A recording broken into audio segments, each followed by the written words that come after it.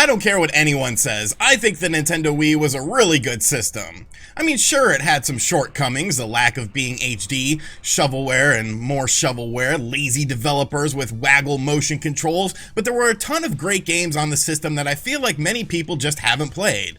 So today I thought it'd be fun to take a look at 10 cheap Wii games that are still worth playing in 2021, so I mean, that's what we're gonna do. What's going on, guys? I'm RGT85. If this is your first time on the channel, welcome. Be sure to hit that subscribe button and be sure to like and share the video. But without any further ado, let's talk about 10 cheap Nintendo Wii games that are still worth playing in 2021. Now, this would not be an RGT list without plugging one of my favorite franchises, and that is, of course, Knights.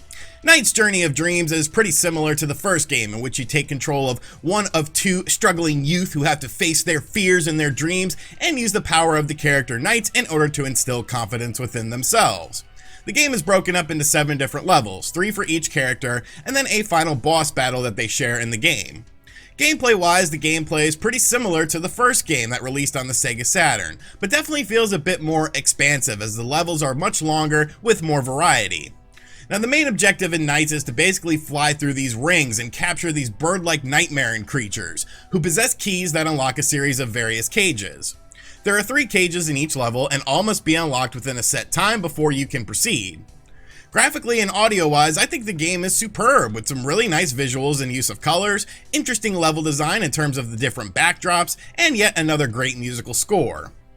Now, the main problem with this game when it released for a lot of people was the sort of sluggish start. There's some annoying owl who basically serves to teach you how to play the game and just constantly says "visitor" over and over again, and the controls of the game. Now, the motion controls do feel a bit odd in the game and definitely feel a bit shoehorned in, but if you have a classic controller or a Wii Pro controller, it feels just like the first game and is definitely my preferred method of playing this game. Knight's Journey of Dreams is also much cheaper than its Sega Saturn counterpart as well, coming in at about $10 for a complete copy, and it's a game that I enjoyed then and I still enjoy now. Manhunt 2 is one of the most controversial games of all time, and underwent many changes in development, but I still think it's a super interesting game and definitely something you should play if you're an adult or not a weirdo kid who thinks video games are reality and acts out their gaming counterparts in real life. Seriously, don't do that. You make everyone look bad. Manhunt 2 has you mostly playing as a character named Daniel Lamb, who escapes a mental institution during a storm alongside of another character named Leo Casper, who basically says Daniel has a very dark past and he must unravel it. Typical brainwashing, over-medication, and other things have made Daniel forget pretty much everything, and Leo sort of acts as kind of an overseer to help Daniel bring these memories back. Now, the overall story of the game is actually really dark and takes a lot of twists and turns, so, I mean, I enjoyed it. Gameplay-wise, Manhunt 2 is essentially a stealth game like the first game, but it's definitely a lot more refined. Enemies are much more aggressive, and you have a bunch of different ways to kill them within the levels, which adds a lot of freedom to the game. While motion controls were mostly shunned in a lot of games, this is one of the games on the list that I feel is actually better for the motion controls. You basically get a high level of control over the way you actually kill someone in the game, and the motion controls act as sort of a quick time event to mimic, like, I don't know, strangling someone. It's pretty intense, and with a wide variety of ways to eliminate your targets, it never really gets boring. Now, the game did look a bit dated when it first came out, so obviously it looks more so nowadays, but the story and the gameplay are what make this game stand out. And considering that Manhunt 2 is only $12 for a complete copy, it's definitely a game worth checking out if you're a fan of more mature games. The control scheme for the Nintendo Wii seemed like a perfect fit for first-person shooters, but I feel the first game that really nailed this control schemes in terms of motion aiming was the Conduit. The Conduit is actually one of my favorite Wii games ever and brought a lot to the table in terms of presentation and really what was considered doable on the system. An alien invasion hits Washington, D.C., and an organization called the Trust sends you, Michael Ford, in to take out the aliens and essentially figure out why they are there. Michael is equipped with something called the ASE, or the All-Seeing Eye, that basically helps him solve puzzles, find hidden messages, and more. I actually really enjoyed the story of this game as it felt like a 90s alien invasion action flick and had your usual twists and turns.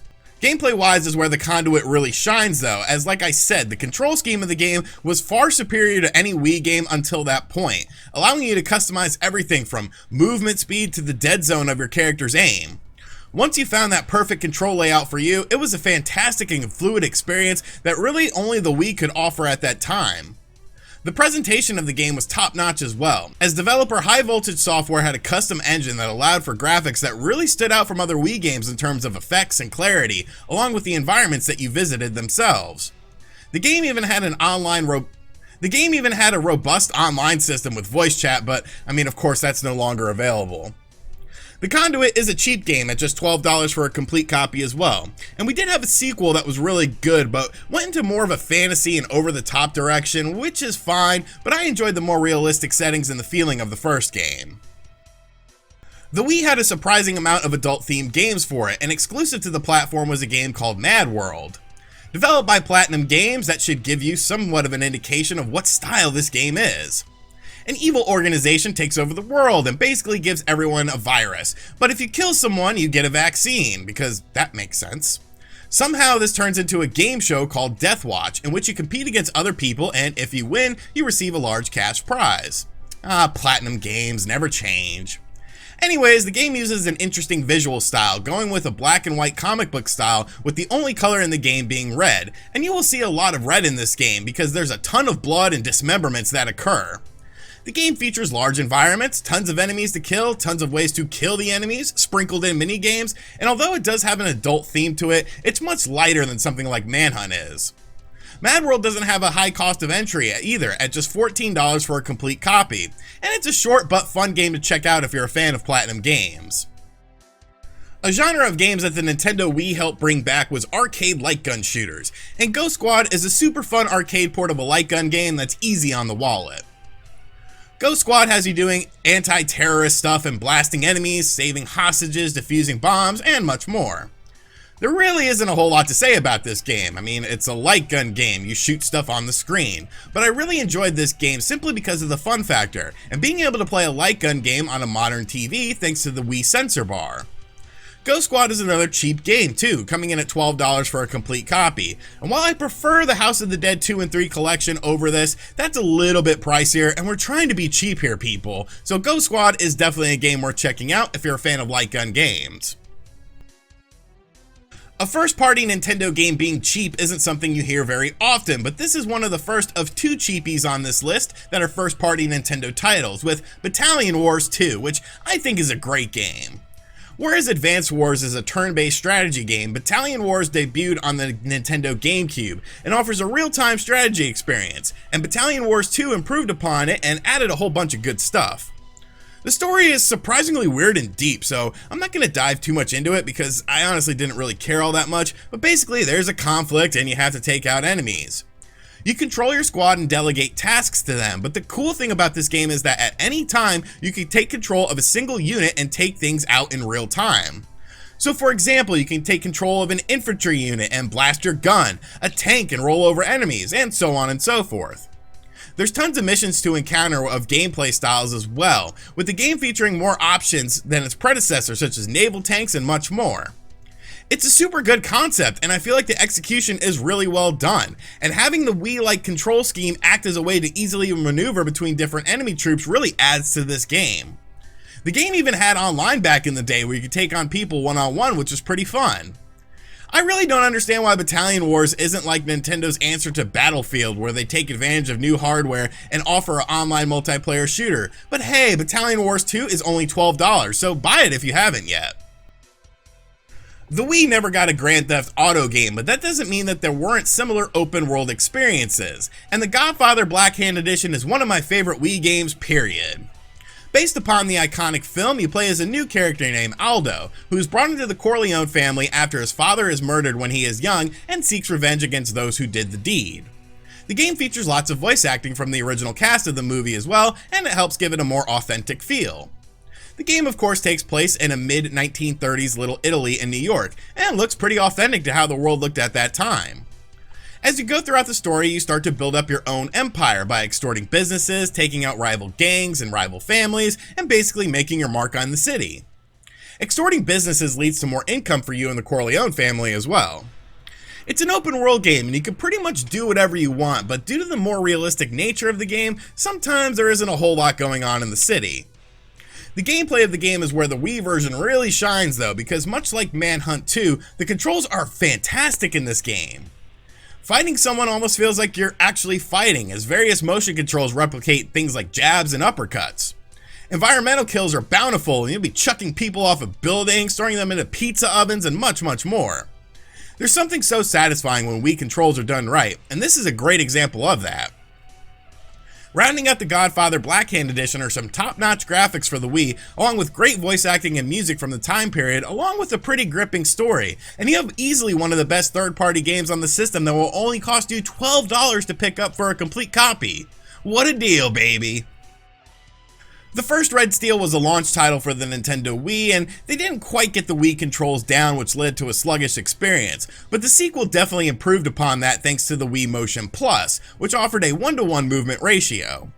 Because of this, although vastly different to the first game, Red Steel 2 is one of the best looking and playing games on the system, and as you guessed, is cheap to pick up.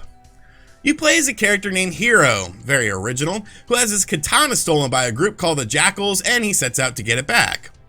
The game is pretty different from the first game in terms of gameplay and visual style. Now, Red Steel 1 tried to go realistic and it looked decent, but Red Steel 2 went with more of a comic book style that I feel fits the tone of this game, as it's kind of like a Japanese Western movie in how everything plays out.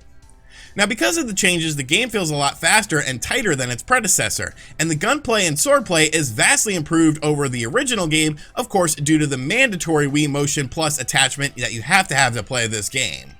The progression system of the game has you unlocking more moves and more armor as you play as well, which keeps things fresh throughout the campaign.